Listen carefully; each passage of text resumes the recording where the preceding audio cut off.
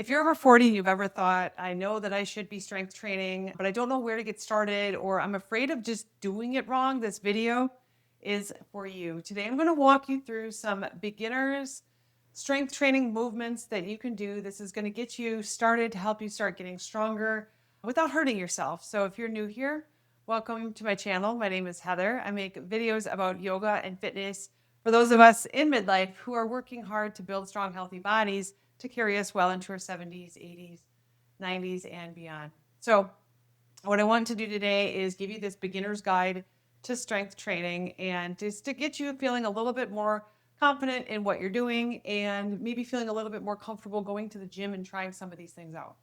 So the first thing that I want to talk about is how a lot of people, specifically women, look for, when I'm talking to them, will say that they want to look more toned, that they want to have more toned arms, that they may want to tone their bellies, they want to tone their legs, their glutes, things like this. And what toned really means is that you've got a low enough body fat that allows you to see the muscle that you have worked very hard to build, okay? So this is sometimes when you start to see that maybe you've lost some weight and now you're like, I want to look more toned. Like, why don't I look toned? I've lost weight. What you'll want to do is work towards building some really good solid muscle so that as that body fat is coming off your body, you've got that muscle that you can show off. And that's what's really going to give you that toned look that many women specifically are looking for. Men do too, may not necessarily use that word toned, but that is something that I wanted to just address first. This is not something that you're going to get bulky if you're a woman who is like, I want to lift weights, but I don't want to get bulky. I'm scared to lift weights because I don't want to look that way. It's kind of like saying I don't want to learn how to drive a car because I don't want to become a Formula One racer, okay? Like you don't accidentally become a Formula One racer or a NASCAR driver. You don't accidentally become these things, okay? Same goes with weightlifting. You don't accidentally become super big and bulky like that, all right? That's very focused, concentrated effort over a long period of time, specifically for that sport, okay? So toned, you're gonna build muscle, so don't shy away from when we're talking about building muscle, things like eating the right nutrition, lifting some heavier weights, things like this. So today what I wanted to do is focus on something that is called a compound lift. Now, compound lifts are going to be movement patterns that you can do when you're lifting weights. These are movements that you can do that target multiple muscle groups and they target multiple joints. So this is going to give you the biggest bang for your buck. A good 2 to 3 day a week full body training program is going to be filled with these compound movements. These are going to be movements that are going to give you the biggest bang for your buck. They're more efficient. And these are really going to be ideal for those of us over 40 who are just getting into a strength training routine, or maybe you've been doing one and you kind of want to just learn a little bit more about it, what goes into all this kind of stuff, okay? And the reason why it's ideal, we're not necessarily training, especially men versus women, like we're not necessarily training any differently. That what makes this ideal for people over 40 is we're at a point in life where life is freaking crazy, all right? You might be taking care of little kids in addition to taking care of your parents. Your career is probably still on an upward trajectory. It's hitting its pinnacle. You're really super busy. You got a lot of stuff going on. You need to be efficient. You don't have time to waste. You don't have time to be like, is this going to work? Is that going to work? It's like you want to get in, do the work, know that what you're doing is going to give you the results that you're looking for. Okay, so these compound movements is where you're going to get the biggest bang for your buck. It's going to give you those results that you're looking for. Now, with anything, before you start doing any of these kinds of movements, any of these kinds of strength training, you want to make sure that you check with your physician, work with him or her to just talk about anything that you might be dealing with, any sort of injuries, any sort of illnesses, things like this that you might be working through. And you can also work with a personal trainer at your gym. Oftentimes, and most gyms will offer up sessions that you can go in, you can meet with a personal trainer.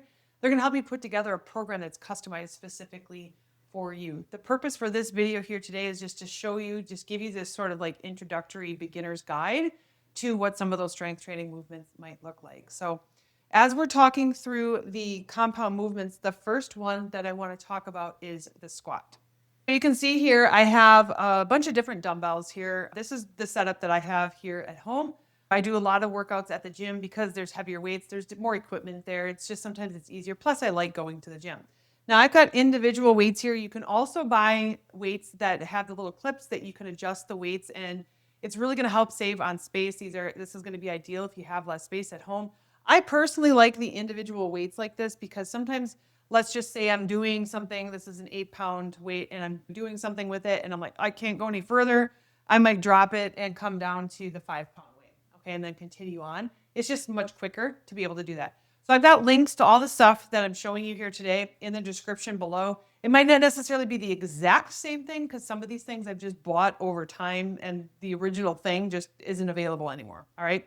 So I've got this set of weights here, and what you can do with squats, we're going to start body weight first. We're going to work on form over adding weight. Make sure you get the form right first.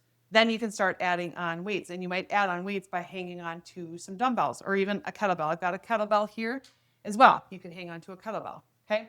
So with squats, now squats are something that you'll do to really target your glutes, your hamstrings, your quads, your lower body, your core, helps with your posture.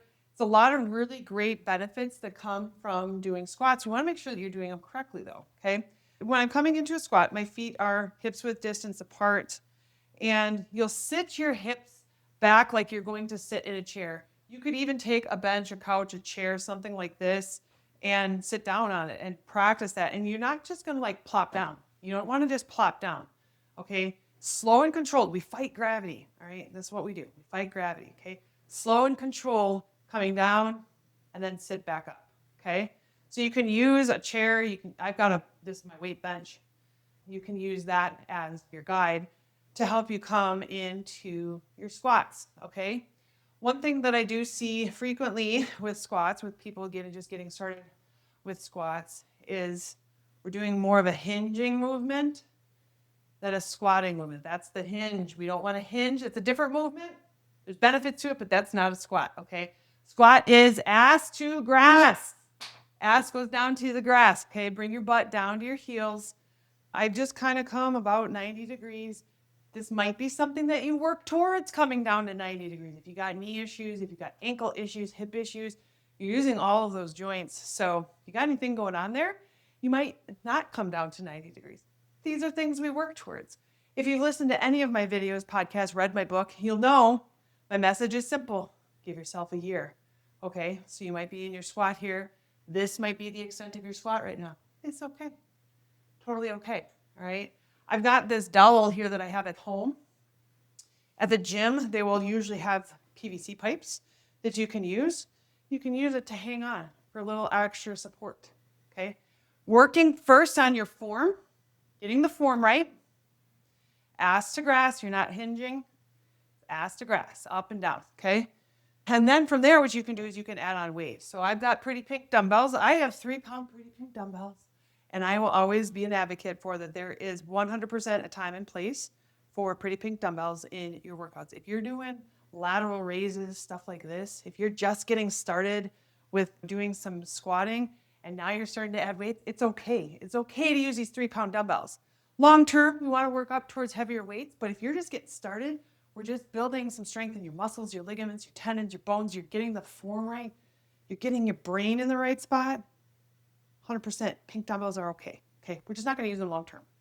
So you can add in some weights. You can bring your palms to your side and squat down. Okay, bring your palms down to the side. So that's the squat. There's a couple of different variations that you can do. Now, so I'm doing this barefoot. It's ideal to do squats barefoot. If you're doing these at the gym, they're probably not going to let you do this barefoot for a good reason. You're hanging on the weights. They don't want you to hurt yourself, okay? If you go to a yoga studio, I teach yoga sculpt, you'll do this barefoot, okay? But you might find that if you are doing this barefoot or if you're using flat shoes, that maybe your heels pop up. So as you start to come down, you might feel like your body weight is coming forward onto the balls of your feet and your heels are popping up off the ground. Most of the time, that is because of tight calves, tight Achilles, the back of your leg is tight, okay? And you can do things to work on your flexibility, your mobility, things like that. But you can also put a little something underneath your ankle that's going to provide you some additional support. So at home here, I just have a blanket here. You can roll it up. You can use a towel. whatever, and then just place it underneath your ankles like so. It lifts up your ankles just a little bit. So it's going to allow you to come down just a little bit lower and provide that support underneath your ankles. At the gym, if you are wearing shoes, you might find that your shoes have that ankle lift. A lot of shoes, tennis shoes, if you look at them, just look at the side of them, you'll notice that the back end of it is a little bit higher. A lot of us have those tight calves. If you wear high heels a lot, you probably have some tight calves, tight Achilles. You might find that having that additional support underneath your heels is going to help you there. Okay, so elevate your heels if you need to. The next is called a plie squat. So if you do yoga, you might hear this called a goddess squat, or what I like to affectionately call a squattess. Fun fact, I was teaching yoga once and I was trying to say squat down into goddess, and I said squattess. I like to combine words apparently. So a plie squat is, if you're familiar with dance, a plie is your toes are out, your heels come in, and then you squat down. Keep your knees over your ankles. Knees are over your ankles, and you're going up and down. You're not hinging, up and down, okay? So that's your plie squat. Now you're going to do body weight squats first. Get your form right. If you're not using that dowel, press your palms together. That's going to give you some additional stability. It's going to help with a little bit of balance and support there, okay? So you can do that plie squat. And then when you're ready to add weights, you can grab onto dumbbells. What you can do is place the dumbbells together in front of you, bring them farther away from your chest, bring them into your chest. You don't want to rest them on your chest, but you can move them around to give some additional work to your shoulders, to your core, and you can do your plie squat. Now you can also drop your weights down underneath your hips into your plie squat. Now if you have a kettlebell, what I like to do with kettlebells is do the plie squat with the kettlebell down in the middle here, and then just try to tap the kettlebell down onto the ground. That's going to help with some strength in your legs, but it's also going to help build a little bit of mobility, flexibility on your inner thighs. So if you're just getting started with that, like you might hang on to that kettlebell and be like, oh, I can't get quite all the way down. Okay, we'll work on it. We'll give ourselves a year, maybe 2 years, maybe 3 years, okay? It's all right. Progress over perfection. So that is the plie squat. And the last one that I want to talk about is the goblet squat. So goblet squat is one that you have your feet hips width distance apart. You might take a kettlebell or dumbbell, hold it here in front of you, and squat down and lift up, squat down and lift up. Okay, so that's going to be your goblet squat. There's just so many different variations that you can take with squats. You can add on resistance bands onto your legs. So I've got a couple of things here. This one's like a rubber one. It's like balloon material. I live in the desert. These are dangerous to have here. They dry out pretty quickly. So you want to make sure that you don't have any rips or tears on them, because they'll rip apart. They'll do it too if you don't live in the desert. It just happens quicker when you live in the desert. So I like these fabric resistance bands. There's links in the description for all this stuff. Again, it might not be the exact same thing, but it's the gist of it, okay? It's going to get the job done. So these resistance bands are nice. You bring them up above your knees. You don't want it on your joint. So you don't want it on your knee. Either place it above your knee or below your knee. So what this is going to do is, so if you're finding yourself like you're doing your squat and your knees are just kind of splaying open, like you're coming down, your knees are just coming open, you can use this as a guide to help you keep your body in alignment. But this can also provide some additional resistance. So as you are pressing down, you're coming down into your squat, you can press your heel or press your knees open to give you a little bit more here on the side of your legs, your glutes, that kind of thing, okay? So those resistance bands are going to be helpful just to add a little extra zhuzh. Adds a little extra fun to your squats, okay? Those are a couple of different options for squats. That's a great place to get you started. But again, just a reminder, form first, then add the weights. And don't be afraid to use something like a pole, a wall. If you're at home, use a broom, use your wall. Use whatever you've got for that additional balance as you just you're focusing in on that form. Next, let's talk about hinging movements or deadlifts, okay? So if you go to the gym, You might have seen at your gym, you might have seen something that is a deadlift platform. This is going to be a spot where there is a bar, a long silver bar with weights on the side, and people are picking them up and putting them down and picking them up and putting them down, right? Like to pick things up and put them down. Where did that come from? Do you guys remember where that came from? I like to pick things up and put them down. Was that a Saturday Night Live thing? I don't know. If you remember, let me know, put it in the comments. Anyhow, so deadlift is going to work your posterior chain. It's going to work the back side of your body, your hamstrings, your glutes, your low back, your core. It's really going to help with your posture, okay? So this is great for a lot of us sit a lot, and these muscles can become weak from sitting a lot, all right? So deadlifts are going to be a great way to improve that strength. You're probably not going to go to the gym and just start this with the barbell with the weights on the end, okay? That barbell generally, depending on how much or what size it is, 45 pounds or so. So you might not be there, and that's okay. So you'll start with dumbbells. You'll start with body weight. First, getting the movement right. Feet are hips width distance apart. Palms face your body, and you'll hinge forward. Send your hips back, and stand up. Squeeze the booty. Squeeze the booty, okay? Hinge forward, send the hips back. Come back up, squeeze the booty, okay? So when you see the people at the gym using the equipment to do the deadlifts, they're pulling up from the ground first. That is a conventional deadlift or a standard deadlift. So I'll demonstrate that with this kettlebell here. So I got the kettlebell on the ground. And so I'll start in a standing position, feet are hips width distance apart, toes are pointed forward. Now, if you got long legs, long femurs, it might be helpful to just angle your toes out just a little bit.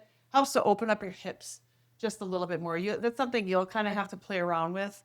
So then what I'll do is hinge forward at my hips, press your hips back, reach down for your kettlebell, slight bend in the knees, spine is strong, it's long, gaze, not turning my neck, not turning things and looking around, protecting your spine, protecting your neck, okay? Hinge forward, grab onto your kettlebell, pull it up, come up into a standing position, squeeze the booty, squeeze it together, and then lower it back down, okay? That's a conventional or a standard deadlift. You're pulling up from the ground. You might see, if you follow people on social media, you might follow other people on YouTube. I hope you follow other people, get some ideas, get some tips, things like that. But there are people that they do their deadlifts and then they throw the weights down on the ground, okay? So my opinion here is you are building strength. This is what you're doing. You're trying to build strength, okay? You build strength through resistance training. What are we resisting? Resisting gravity, okay? So if you're coming up to your deadlift and then just dropping it, first of all, you don't want to drop it on your foot. Second of all, this is where we build some strength. Coming down nice and slow. Resisting gravity. Pull up and resist that gravity, okay? All right? So you're not going to just drop it down onto the ground. Slow and controlled, you own that weight. You own it. You allow it to come down. You're not letting gravity do the work for you. All right? So that's a conventional or a standard deadlift. The other ones that you might see, there are a couple others, but we're going to talk about something called what you might see is called a good morning or a stiff-legged deadlift. This is going to be something, there's a couple of different ways. If you Google this, one thing you're going to see is some people will put a barbell on their back right here and then do the good morning. So the good morning is a hinge at the hip, okay? And they're hanging on and they got this barbell on their neck, on their back, all right? And for me, there's a risk versus reward. And there is a certain point where the risk outweighs the reward. I actually posted about this on social media yesterday. Just because you can do something doesn't mean you need to, okay? So sometimes the risk versus reward. And this is a delicate area of your body. And if you got too heavy of a weight up there, you might not necessarily have somebody spotting you. That's the recipe for injury, all right? So what I suggest doing for good mornings, first of all, get the movement right, body weight right first. And so you'll hinge forward at your hips, keeping your legs straight, okay? And you might not necessarily come down as far as you do with a standard or conventional deadlift, but just getting that movement, that hinging movement. Okay, and then as you stand up, you're pressing your hips forward, really engaging the backside of your body. Okay, and then as you start to add in weight, you'll hang on to dumbbells, palms face your body. You can hang on to your kettlebell, hinge forward at your hips. Your weights just kind of, they're there, all right? You're not necessarily like sliding them up and down your leg because you're keeping everything a little bit more straight here, all right? Whereas with this conventional deadlift or a standard deadlift, you're bending your knees a little bit more, keeping the weight closer to your body, all right? And then you've got the good morning, which is more of a hinge at the hips, keeping things a little bit straighter, stiff-legged deadlifts, okay? So now to add a little zhuzh, a little extra challenge to this as well, you can do single leg deadlifts. A couple different ways to do that. What I like to do is just use one foot as a kickstand. So strong into the left leg, right foot's the kickstand, and then you can do the deadlift. You might need to move your foot back just a little bit to get the knee out of the way, but you can do the deadlift just like this. And then what you can do is you can work towards, if you like to do yoga, it's warrior 3, okay? Extend your leg long behind you and come into your single leg deadlift like this. And it's this like this hinging motion that you can do. Okay, again, same thing. If you're trying that out, form, overweight, get the form right first, then start adding in the weight. When we're talking about different types of movements that you can do for strength training, I like to break them up into 2 different kinds of movements. We have pushing movements and pulling movements. Okay, so first let's talk a little bit about the pushing movements. These are going to be movements that really help to build and strengthen your upper body, and it's going to help to support those pushing movements that we have in everyday life. So think about the last time you went to Costco and you filled up that cart, and the cart was really super duper heavy. You got bottles of water in there and cases of whatever and all this stuff in there, and that cart is really heavy and you've got to push it. It's a perfect example of why we do pushing movements in the gym, okay? I'm going to walk you through a couple really great pushing movements that you can do. You can do these at home. You can do these at the gym. So the first is going to be the shoulder press. I'm going to demonstrate this with the 3-pound weights because if you're just getting started, it's okay to use these 3-pound weights. Like I said, it's okay if you're just getting started, do the movement first. Get comfortable with that movement first. If you are somebody who sits at a desk all day, you sit in a driver's seat all day in a car, okay, you're like this, you're on the keyboard, you're on the steering wheel, all right? So really focusing on creating a nice long spine, and then just being able to press your shoulder, press your palm up over your head. You might be a little tight here, and you just got to work on that movement first. So that shoulder press is really going to be a good pushing movement. And then as you get comfortable with that, you'll start to add in weights. Now you bring your elbows down 90 degrees. You don't need to come down any lower. You can move them up and down, okay? Now, you can see here I'm sitting on a weight bench. I have one of these at home. If you go to the gym, they will have these at the gym. You don't need it. I just have one. I like this stuff. I have all the stuff. You can sit on a chair, maybe a chair without wheels so you're not flying all over the place. You can sit cross-legged on the floor. You can come onto your knees on the floor and do this. Now, if you'd like to add a little bit more of a challenge, I've got a stability ball here. I would suggest getting one of these before you got a weight bench at home. Why? Because if you work from home, if you're doing any sitting at home, you can sit on this, and it's going to really help to engage your core muscles, okay? Engage your back muscles. If I have a standing desk, and if I am sitting, I normally stand, but if I'm sitting on this, okay? I do have a nice office chair or whatever. I never use it. I use this instead. Okay, so you can come here and you can do this shoulder press by sitting on the stability ball. It's called a stability ball, but it adds a little bit of instability underneath you, and that's what adds a little extra zhuzh to it, okay? You're engaging your core, you're engaging your back, all these muscles right here, keeping things nice and stable through that instability. Shoulder press, that pressing motion is really going to be a great way to build some good upper body strength. The next is push-ups. Now, push-ups are something, there are so many different ways that you can do them. And if you're like, Heather, I've got wrist problems, I've got shoulder problems, I can't do push-ups, that's okay. That's totally okay. I'm just going to provide you a couple of different things that you can try out here.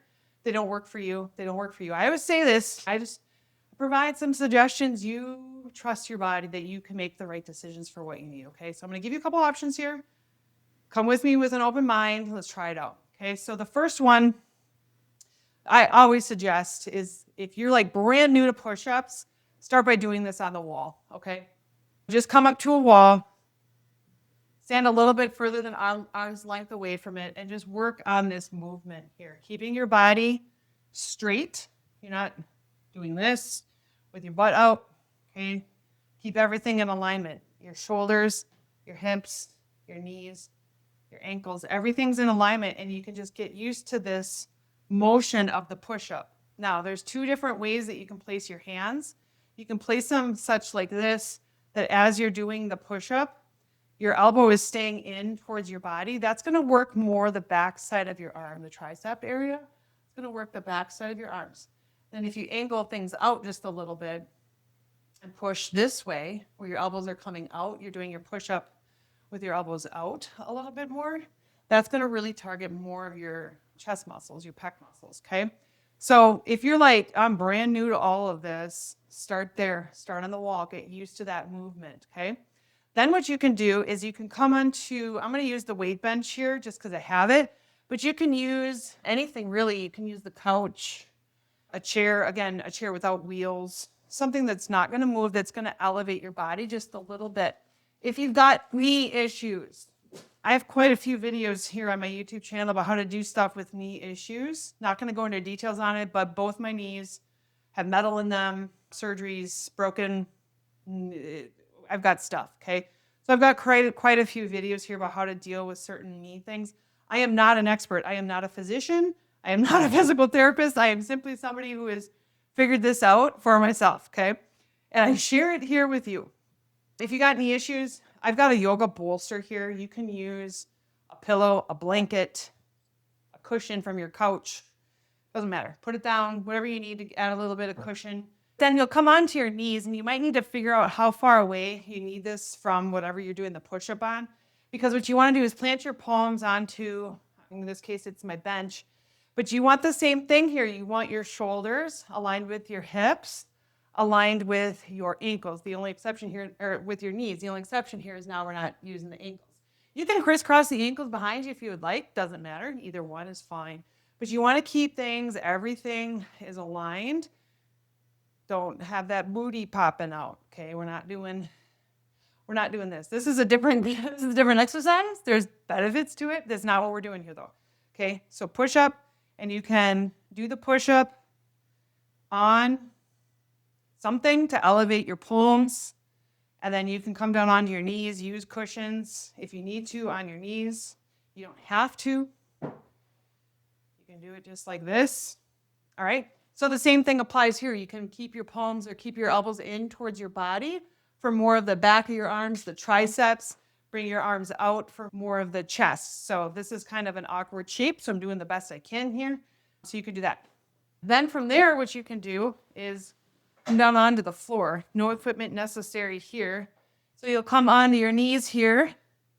And now if you do yoga, you got tabletop position here, right? What you want is your palms out just a little bit more. So you'll want your shoulders aligned with your hips, aligned with your knees, okay? And then you can come down into your push-ups. You can do the same things with your arms. And then eventually coming up onto your toes for a full push-up, okay? And then when you're doing the push-up on the ground, work toward getting your nose, your chest down towards the ground. Might take some time. And that's okay. It's all part of building strength. Now you got a couple different variations. I like to call it adding a little extra zhuzh that you can do with push-ups, okay? So you're like, I'm good, or maybe you want to try something a little bit different. Same thing, you can add a little bit of instability underneath your palms, okay? So what you could do is place this underneath the palms of your hands and then do your push-up. This is a Pilates ball. What's nice about it is it fits. I like it because it fits the palm of my hand pretty good. Your hand size is probably different, but that's one of the reasons why I like it. You could use a medicine ball. You could use a basketball, a soccer ball, whatever you got laying around at home. Look around the gym. They'll have something there if you're at the gym. And then you just place this underneath your palms. It adds a little extra instability underneath your palms, and then you can do your push-up, okay? And then from there, what you could do is you could just put this underneath one palm at a time and then move back and forth. I'm hoping you can see that. And then move back and forth. I think I have my booty up in the air, but you get the gist of it, okay? So you just move it back and forth. There's a couple other ways that you can place the palms of your hands as you're doing your push-ups. So again, we've talked about keeping your elbows in, pressing your elbows out just a little bit more. You can bring your fingertips and your thumbs together to create a diamond shape. You can press one palm underneath you, and one palm is out to the right, and then one palm underneath you, other palms out to left. You got a couple different hand placements that you could try. But just get started with the basics of doing the push-up first. Work up towards doing a full push-up, bringing your nose, your chest all the way down to the ground. So we've talked about pushing movements. Now let's talk about pulling movements. So with a full body program, you want to make sure that you're doing both, that you're doing the pushing and the pulling, okay? So there's a couple different things that you can do for pulling.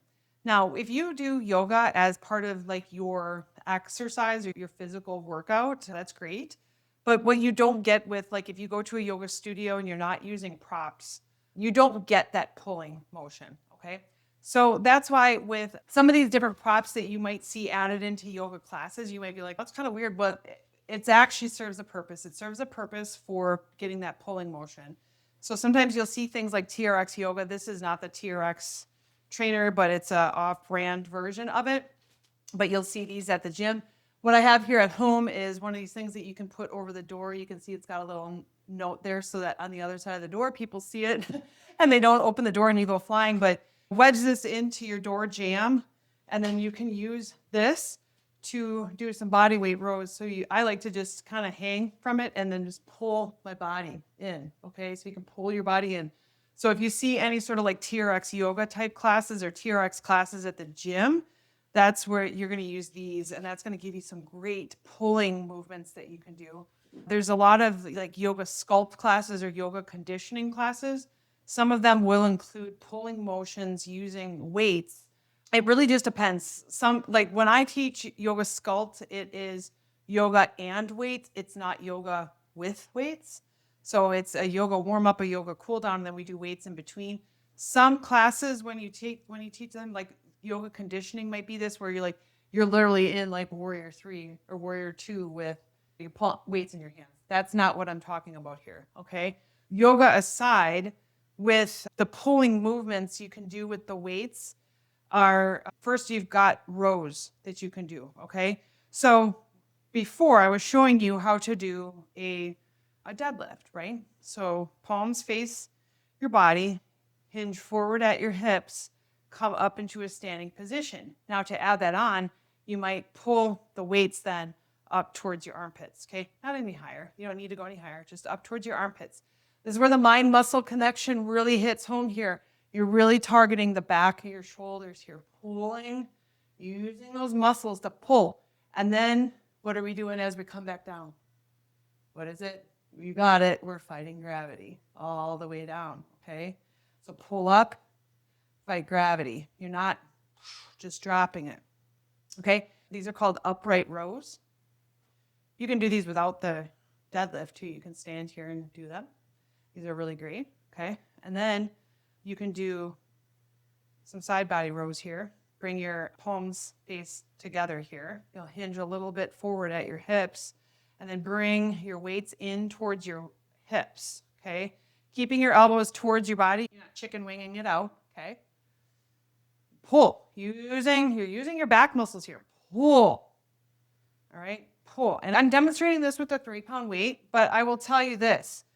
Your back is freaking strong. You've got big muscles on your back. And get the movement, get the form right. Start adding weight. This is something that eventually you will probably get to a point you need to go to the gym to get heavier weights. All right, one thing I like to do at the gym is the cable machine. So I'm going to use this as a demonstration of my cable machine. But they have cable machines at the gym, and you put the cable down at the bottom with the handle down at the bottom, and you pull come up to the top. And then as you're lowering it down, you still got resistance added because of the cable. The cable adds additional resistance as you're allowing it to come down. So everybody's going to know if you just drop it because the weights are going to slam and everybody's going to hear it. It's like that feedback of, are you fighting gravity or are you just dropping it down? Okay, we fight gravity. What do? We fight gravity. That's resistance training. We're resisting gravity, okay? So those rowing motions are what's going to be really great to get that pulling movement in. Some other things that you can do are pull-ups. If you have a pull-up bar, you can work towards those. These larger bands are really great what you can do is you can wrap these around a pull-up bar and then you can step into it and it's going to provide you some support to start working on those pull-ups. Same thing with these. It's like a rubber material here. You want to make sure there's no frays or anything because they will snap and that hurts. It hurts when this snaps. Trust me. I know. A couple other fun ways that you can add in some pulling movements are the lat machine at the gym. I do not have one of those here, but what you could do is you could get some rubber bands like this, or they have rubber bands that you can add the handles to them, put it in your door, and then you can, and the reason I say your door is because you want it up above you and then you can pull it down. Okay, so it's a lat pull down. You're using your lat muscles to pull down. At the gym, it's going to be a bar and you're going to pull it down. You're going to pull it down, okay? Now, with the lat pull down machine, what you're not going to do is pull down and hunch and, oh, look at this, look at what I can do. That's not what you're doing here. You're going to pull it down, keep your spine nice and long, pull down, up and down, okay? So lat pull downs are really great for that pulling motion. Again, your lats are strong. So this is something you'll want to do at the gym for sure because then you can get some extra. And then one thing that I wanted to add too is as I was doing a little bit of research for this video was ring rows. And I thought I had everything. I have all the fun stuff here at home. I really do. I have so much fun stuff. But I don't have rings. So that's going to be the next thing I buy. But in the place of the TRX, again, this is not the TRX brand. It's an offshoot, but the TRX has got the handles and it's got the place for your feet. Ring rows are going to be that. They're going to be a ring. And the reason I wanted to bring it up is because some of you might have those at home. You might have kids that are in gymnastics. Maybe you've been in gymnastics, you have them. CrossFit gyms might have them too. So those are a great thing that you can use. One more thing that I wanted to talk about with some pulling movements and yoga is that yoga trapeze, aerial yoga, TRX yoga, these are versions of yoga that use props that's really going to give you a lot of the pulling motions. So aerial yoga uses a hammock, a silk hammock. Yoga trapeze has a hammock with the trainers that I don't want to say TRX because TRX is the brand, but the row trainers. And then you got the TRX, the trainers just themselves. Okay, so the yoga trapeze is something that's like in between aerial yoga and the TRX. I've got a couple videos here on YouTube where I go into that a little bit more and got a guide for those of you that are interested in learning a little bit more about the yoga trapeze. It's fun. It's a fun exercise. It's fun, something fun to do at home. All right, one final movement that I want to talk about are lunges, okay? So lunges are going to help to improve your balance, your coordination, your lower body strength. It's going to work everything. Now, this is definitely a compound movement. You're going to use your hips, your knees, your ankles, your toes. You're using all of these things. So this is where I want to remind you of my message of giving yourself a year, give yourself 2 years, give yourself 3 years. Have grace with yourself with wherever you are with this today, okay? And the reason I say that is because I got so freaking frustrated with lunges for myself. And I'm still making progress with them and I'm doing really good. But with that, it took me a long time to get there. My legs are really strong. I lost a lot of mobility. And I lost a lot of balance with my injury. And so I'm telling you this because I don't care if it's lunges or if it's shoulder presses or whatever it is. If you've got something that you're just like, what the fuck? This is like, I'm so stressed out about this. Like, just, it's okay. It's okay. Anyhow, let's get started on lunges. So I've got this dowel here. The dowel is something I found has been helpful for me as I'm improving my balance. And it's going to really help you to start focusing in on form before you start adding weight. Okay. Now I've got a dowel. You might have, like at the gym, they'll usually have PVC pipe. You might have at home, you might have a broom, a mop, something like that. Okay. But you can use this to provide some additional stability as you're starting to practice the form for your lunges. So your feet are hips width distance apart, and then you might step 1 foot back. Okay. And this might be the extent of your lunge. Okay, this could be the extent of what you're doing. Whoop, losing my balance here. Okay, and then what you might do is add a little bit of a bend into the back leg. Okay, eventually working towards tapping the back leg down onto the ground. All right, and this is the part that I used to get so frustrated with because of my knees. I lost a lot of that ability. Okay, so it takes time, and then you just even it out and do it on the other side. You might find things feel different from one side to the other. We've got different injuries, different things going on one side to the other, okay? So that's a reverse lunge. You can also do them forward, okay? So same thing, feet are hips width distance apart, and you might step forward. This might be the extent of it, okay? And then you might add in that bend in the back leg. Okay, so the back leg bends down just a little bit more. Maybe the back leg taps down, all right? So that's going to be your forward lunge. Then you can add in walking lunges. I don't have a lot of room to demonstrate here, but you'll get the gist of it. And that is a forward lunge, come back up, and rather than bringing the foot back, you move forward. So bring your left foot forward, in this case, my left foot forward, and then I step forward, lunge down. Rather than stepping back, bring my foot forward. Keep going. You got room at the gym, at home, maybe you're outside. You do it on your sidewalk, driveway, wherever you've got room. Those are really, really great exercises. It's going to target all those muscles, okay? When you've got the form down, that's when you can start adding in weights. You're just going to bring your weights to your side.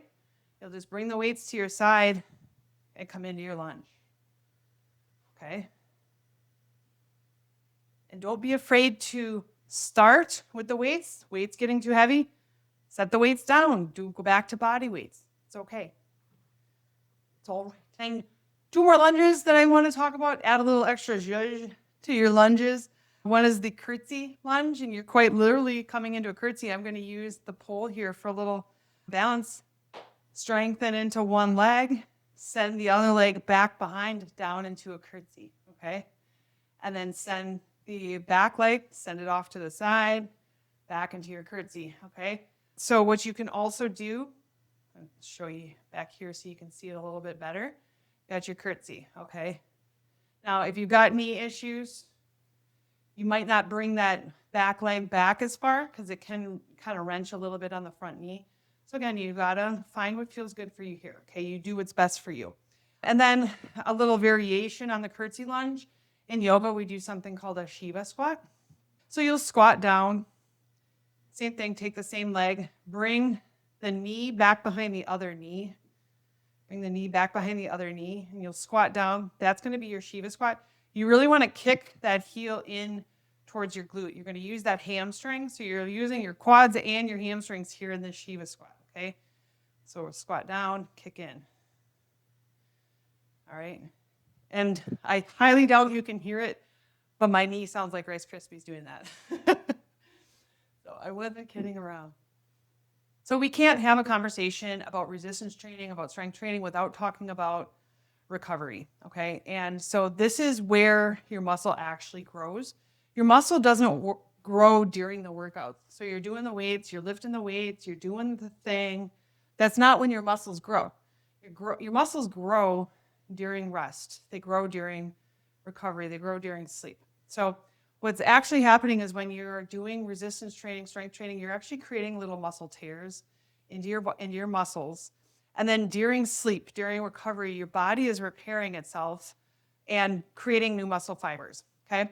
So that's why strength training in coordination with proper nutrition is really going to help you to build muscle. Protein specifically. You need protein, you need carbs to help you build these muscles. Protein is really going to be highly important. I've got videos here on YouTube sharing different sources of protein. If you want some ideas, I've got over 60 of them. I've got a video here that you can watch. It just gives you some ideas of where to get that protein. So, strength training, lifting weights in coordination with proper nutrition, proper rest and recovery, hydration, all these things that I call the boring basics are really going to be what's going to help you build that strong, healthy body that you're looking for. And if you are somebody who wants to look toned, you want to look fit, that's where nutrition is going to play a huge piece in dropping that body fat down so that you can see the muscle that you've worked so hard to build, okay?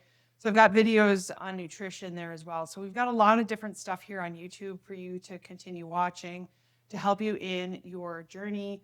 If you go to the gym an hour a day, let's just say an hour a day, right? That's 1 hour. You've got 23 hours for the rest of the day. And so what you do in those 23 hours is really going to solidify the work that you're doing in the gym, okay? Are you getting enough sleep? Are you getting 6 to 8 hours of sleep? I know it's easier said than done.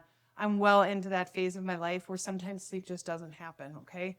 So I get that, but it's this mindset of sleep is important, so I'm going to go to bed early, limiting alcohol, and making sure that you're getting enough water, things like this. So these are what I call the boring basics. And these are things that if you do them over time, consistently over a long period of time, they work.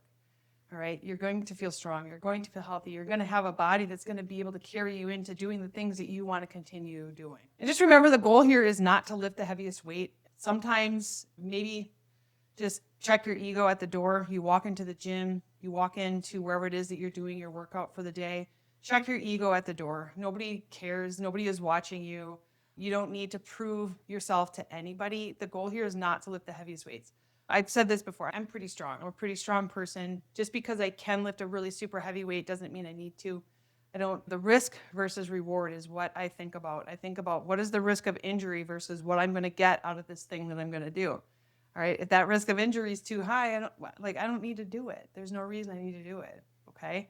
So the goal here isn't to lift like the heaviest weight. It's not to just be like, look at what I can do. That's not what it is here. It's to work the muscle, build strength, build a nice strong body. It's when we're talking about lifting weights over the age of 40, we're not training any different. Even men versus women, we're not really training any different. It's all there. It's just that there's maybe a different mindset behind it. We're really training to feel capable. We're training to feel strong. We're training to be independent. I was talking in one of my fitness classes that I was teaching this week, and we were doing some things where we're practicing getting up and down off the floor. It was a difficult thing that they were doing. But I said to them, like, this is what's going to help you when you're 85 years old. Maintain your independence. If you fall down, you're able to get yourself back up off the ground if you don't have a table around you to grab onto or a person to help you get back up, you've got that ability to get yourself back up off the floor. Okay, you can get up off of the toilet. That's the goal here, is we're working to build a nice, strong, capable body. It's going to carry us into our 70s, 80s, 90s, and beyond. You can maintain your independence. You can keep doing the things that you want to do. And it's just really going to help to support your body long term. So I hope you found this helpful. I've got lots of other YouTube videos here for you to watch on nutrition, yoga, mindset, all this good stuff. So I really just hope this helps you to feel a little bit more confident about getting started with strength training, whether you're starting out and trying some of these things, these body weight exercises, and focusing in on the form at home. Maybe you are feeling a little bit more confident now that you might call the gym and say, hey, can I schedule an appointment with somebody? They can walk me through how to use some of the equipment at the gym, how to feel a little bit more confident. I've got a video about that here on YouTube as well. And so if you found this helpful, make sure to subscribe to my channel, share this video with somebody who you think might find it helpful. I really try to focus in on yoga and strength training, nutrition, mindset for those of us in midlife who just want to build a nice, strong, healthy body and keep the ability to do the things that we love to do.